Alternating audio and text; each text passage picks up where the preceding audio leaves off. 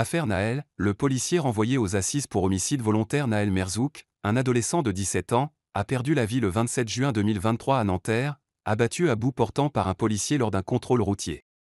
Selon la version initiale des forces de l'ordre, le jeune homme aurait refusé d'obtempérer et aurait dirigé son véhicule vers un agent, justifiant ainsi l'ouverture du feu en état de légitime défense.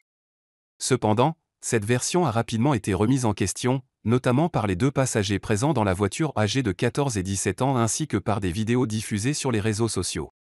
Le drame a immédiatement suscité une vague d'indignation en France, relançant les débats sur les violences policières, les discriminations raciales et l'usage des armes à feu par les forces de l'ordre. La mort de Nahel a également déclenché d'importantes émeutes à travers le pays. Plusieurs personnalités publiques ont exprimé leur colère, dont l'humoriste Nawel Madani, choqué par les réactions sur les réseaux sociaux.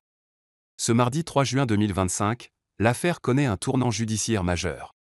D'après les informations de BFM TV, le policier mis en cause sera renvoyé devant la cour d'assises pour homicide volontaire.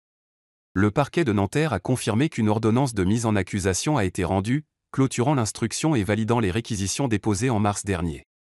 Le ministère public estime que les conditions de la légitime défense ne sont pas réunies.